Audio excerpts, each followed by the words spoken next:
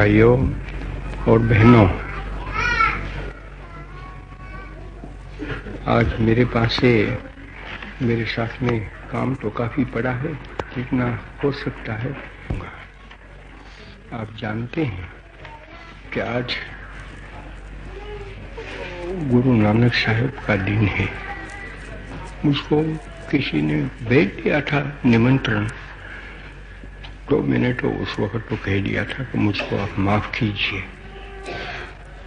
लेकिन आज मेरे पास बाबा विचित्र सिंह आ गए हैं। उन्होंने कहा कि आपको तो आना ही चाहिए, और उसी वक्त 1 घंटे में जाना था। 10 बजे मुझको मिले, तो मैं समझा कि अभी तो मुझको जाना ही चाहिए। मैंने कहा उनको कि आज कोई कारण मैंने तो नहीं दिया है, लेकिन सिख भाई नाराज है मेरे से। मैंने तो उनको कड़वा घूंट पिलाने की चेष्टा की, वो तो है, लेकिन ऐसे बनता है दुनिया में। तो उन्होंने कहा कि नहीं, कुछ भी है, तुम्हारे आना तो चाहिए, क्योंकि हजारों सिख और बहनें होंगी थी, और उसमें काफी दुखी सिख भी वहां पड़े होंगे।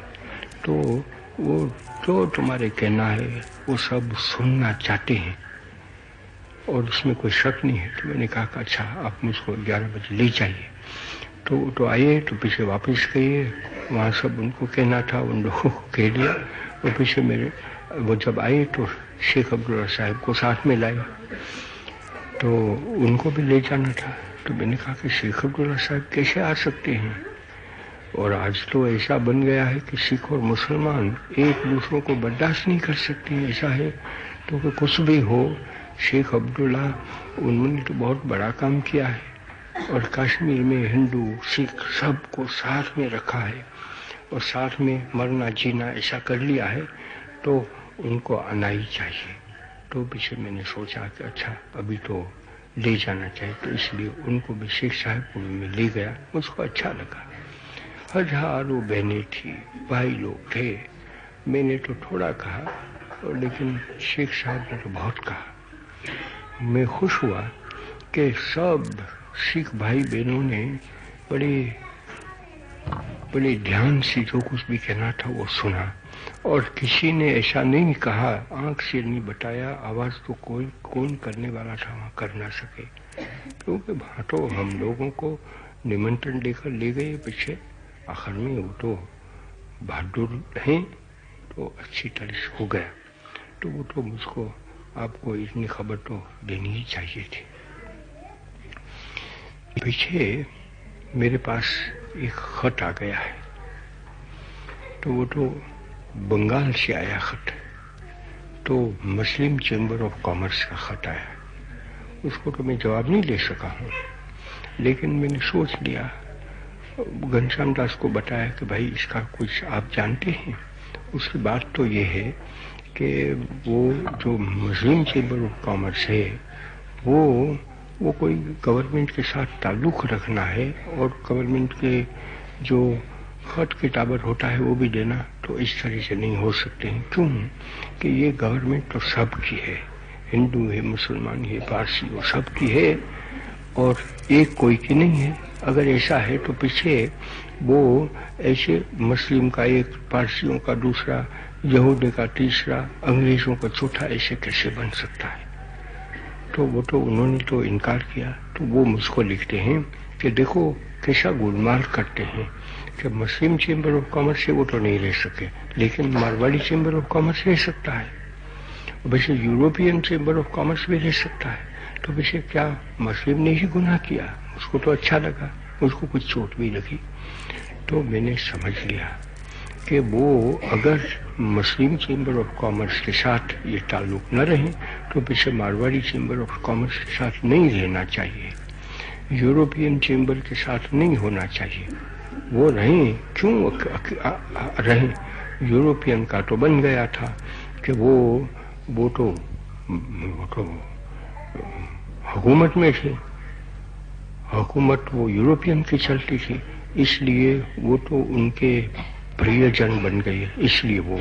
और पीछे ऐसा बन गया था कि वाइसरॉय साहब चले जाते थे तो उनको कलकत्ता जाना ही चाहिए, ऐसा मौका था। और वहाँ यूरोपियन चैम्बर के पास कहना और पीछे बड़ा व्याख्यान वहाँ देते थे, वो सिलसिला था। आज तो वो सिलसिला रह नहीं सकता है। यूरोपियन है, मुस्लिम है, मारवाड़ी है, वो अलग अलग चैम्बर बनाकर कैसे बैठ सकते हैं? सब एक चैम्बर में होना चाहिए, एक इंडियन चैम्बर बन सकता है। लेकिन अलग अलग धर्मियों का, जातियों का बने तो वैसे हिंदुस्तान की आज़ादी किसके लिए हो सकती है? तो मैं तो ये कहूँगा ऐसा बनना ही नहीं चाहिए। यूरोपियनों को तो खसूसन आज तो झुक जाना चाहिए कहीं कि अभी हम अलग कोई चीज़ करना ही नहीं चाहते हैं, अलग हक हमें नहीं चाहिए। हमें तो जो दूसरों के हक है वो हमारे हक है। वो आज़ाद हिंदुस्तान की एक बड़ी भारी निशानी बन जाती है।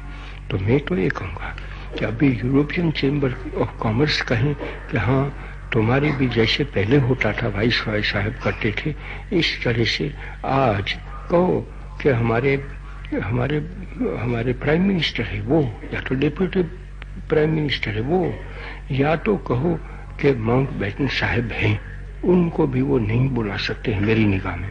यूरोपियन की हैसियत से यूरोपियनों के पास जाना है तो वो क्योंकि वो भी तो यूरोपियन है इसलिए उनके पास जाएं, लेकिन वो चैम्बर की हैसियत से उनको नहीं बुला सकते हैं। ये मेरी एक अदना आदमी हूँ मैं तो, लेकिन मेरी राय तो यह है, उसमें कोई शक नहीं है कि वहाँ कोई यूरोपियन चैम्बर ऑफ कॉमर्स बुला नहीं सकते हैं। मारवाड़ी चैम्बर ऑफ कॉमर्स यहाँ से कोई भी हुकूमत के लोगों को बुला नहीं सकते हैं। वो ऐसे तो मारवाड़ी बुलावे, मुस्लिम बुलावे, वो दूसरी बात है, लेकिन चैम्बर ऑफ कॉमर्स अलग है इसलिए, और अलग उनकी हस्ती तो सब हिंदुस्तान के साथ हस्ती है। और मुसलमान आज तो ऐसा तो नहीं है ना कि मुसलमान कोई अलग कौम की हैसियत से रहते हैं। मुसलमान यहाँ रहे हिंदी होकर, सीख रहे हैं तो हिंदी होकर रहे, हिंदू है वो भी हिंदी होकर रहे, और यूरोपियन हो तो भी हिंदी होकर रह सकते हैं। हिंदुस्तान के वफादार होकर ही रह सकते, दूसरा कोई स्थान मैं उनके लिए नहीं पाता हूँ। इसलिए मुझको लगा कि ये बात भी एक ऐसी है, अहम बात है, तो आप लोगों को मैं खेलूं तो पीछे वो तो मैं लिखूं, उनको पहुंचे उसके पहले मेरी आवाज़ तो पहुंच जाए कि इस तरह से होना नहीं चाहिए। मैं तो मुस्लिम भाइयों को भी कहूँगा कि आप अगर ऐसा करेंगे कि हमारी तो पॉलिटिकल हस्ती भी अलग रहें और वो दूसरी भी, हाँ वो यूरोपियन रहें, सब रहें, यूरोपियन तो ख्रिस्ती की हैसियत से रहें, और ख्रिस्ती धर्म में जितनी खूबियाँ हैं वो पालन करें, तो वो तो सामाजिक सब हो सकता है, धार्मिक उनका हो सके, लेकिन राज्य व्यवहारी, राज्य प्रकरणी तो एक ही होना चाहिए मेरी निगाह से। और इसी तरह से जो व्यापार है वो भी तो सबका व्यापार है, एक का व्यापार है, और वो अपना ही करें। मारवाड़ी कहें कि हम सब खा जाएं, और गुजराती कहें कि हम खा जाए, पंजाबी कहें कि हम खा जाए, तो हिंदुस्तान क्या खाएगा?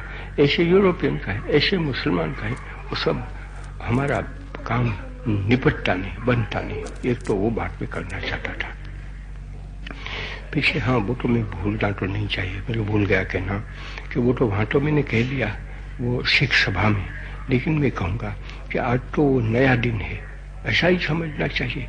तो मैं ये कहूँगा कि सिखों को तो धर्म हो जाता है कि आज से ही वो भाई भाई कहे। नानक साहब ने दूसरा सिखाया ही नहीं। नानक साहब तो हम जानते हैं कि वो मक्का शरीफ चले गए, और वो गुरु ग्रंथ साहब में भी काफ़ी लिखा है। और मुझको एक भाई ने खत लिखा है कि गुरु गोविंद साहब ने क्या किया कि उनके तो बहुत शिष्य थे, शागिर्द थे, वो मुसलमान थे और बड़े बड़े हो गए, और उन्होंने उनको रखने के लिए और उनकी हिफाजत करने के लिए दूसरों को मारा। वो तो किसी का ऐसा नहीं करते थे कि अच्छा सीख के लिए मैं दूसरों को मार डालूं, उनके पास वो था ही नहीं। हम तलवार ली तो सही, लेकिन तलवार में भी उन्होंने तो मर्यादा रख दी, हद रख दी कि उसी हद में, और उसमें उन्होंने समझाई नहीं। तो पीछे आज मुसलमानों ने कुछ भी किया है, उससे हमारी क्या है? हम तो शरीफ रहें, हम तो हमारा धर्म का पालन करें। तो मैं कहना चाहता था कि जो मैंने वहां तो सुनाया, यहाँ भी जितने सिख भाई है और पीछे हिंदू भी है, सबको एक को जो है वो सबके लिए है। तो हम सब समझ लें कि आज, क्योंकि मुझको बड़ा दर्द हुआ कि जब मैं गया तो वहां जाते हुए देखता था कोई मुसलमान देखने में तो आवे, कोई किसी को देखने में नहीं आया। वो चांदनी चौक में कोई मुसलमान न हो वो तो हमारी शर्म की ही बात है। और इतनी भीड़ थी, वो मोटर की तो बस कतार चलती थी, चलती ही रही, क्योंकि वो था, सब वहां जाते थे, लेकिन मुसलमान कोई भी नहीं। एक मेरे साथ बैठा था शेख साहब, वो तो ऐसे कोड़ा हमारा काम थोड़ा नहीं पड़ सकता है। तो वो मैंने कहा, अभी एक भाई ने लिखा है कि ये सोमनाथ के लिए, सोमनाथ का तो जीर्णोद्धार होने वाला है, वो तो अच्छी बात है। तो जीर्णोद्धार वहां होगा तो उसके लिए पैसा, तो वहां तो वो आरजी हुकूमत बन गई है ना, सामरदास गांधी ने बनाई है। तो उसने तो कह दिया कि मैं 50,000 दूंगा, जाम साहब ने कह दिया कि मैं 1 लाख दूंगा, उसमें ज्यादा खर्च तो होगा। तो सरदार साहब आ जा गए, तो उनसे मैंने पूछा कि इसका क्या है? तो उसने कहा कि क्या सरदार ऐसा है कि आज ऐसी हुकूमत बनने दें कि जिसमें वो हिंदू धर्म के लिए तो कुछ भी करो, हिंदू धर्म के लिए हमारे खजीने में से पैसे निकल सकते हैं। तब तो पीछे वो एक सब की नहीं बनी, तो उसके लिए तो अंग्रेजी शब्द तो है ना सेक्युलर, सेक्युलर ये मानी तो वो धार्मिक नहीं, बिल्कुल सब की बनी वही बनी, वो धर्म की नहीं बने कि ख्रिस्ती धर्म के लिए इतना पैसा लो और हिंदू धर्म के लिए इतना दो, मुस्लिम के लिए इतना दो, तो पीछे उसमें बांट गई। वो नहीं है यहाँ, तो हमारा तो एक ही चीज, आपका आपके पास है, उसके लिए जो कुछ भी करना चाहते हैं वो करें।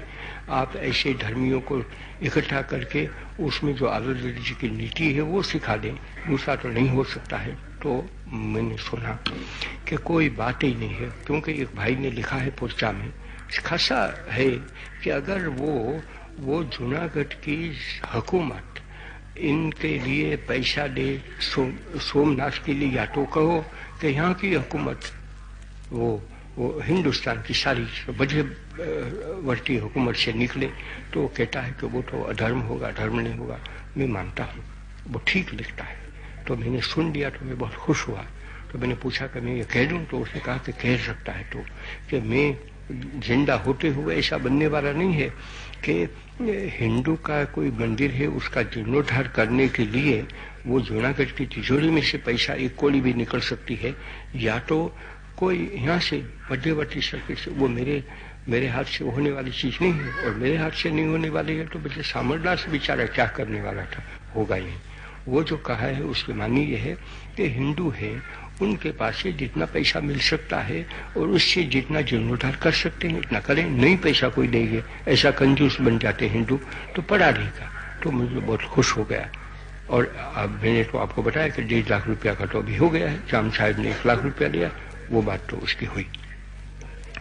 अभी मेरे पास एक बात आ गई है कि हमारी लड़कियों को तो बहुत छीन गए हैं, सिख लड़कियां हैं, मुस्लिम लड़कियां हैं, उनको ले गए हैं।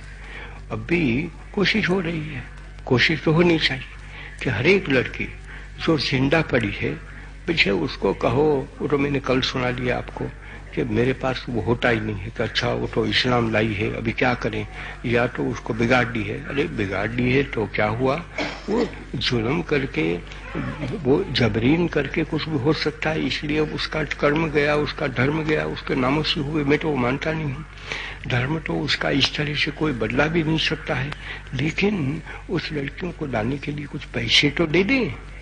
ऐसा आज बात चल रही है कि हाँ कुछ 100 लड़कियां हैं या तो 150 है, कुछ भी हो, उसके मुझको पर 1 लड़कियां है, लेकिन उसके लिए अगर 1,000 रुपया दे दो तो हम ला सकते हैं। तो क्या ये व्यापार की बात है? और इस तरह से मैं आपको कहता हूँ कि मेरी एक लड़की, अभी 3 लड़कियां पड़ी ना, उसमें से कोई उठा जाता है उसको और पीछे मेरे पास आगे आवे कि मुझको 1000 रुपया दे दो, 100 रुपया दे दो, तो उस लड़की को मैं देता हूँ। तो मैं कहूँगा कि तब तो मार डाल उसको, जो कुछ भी है।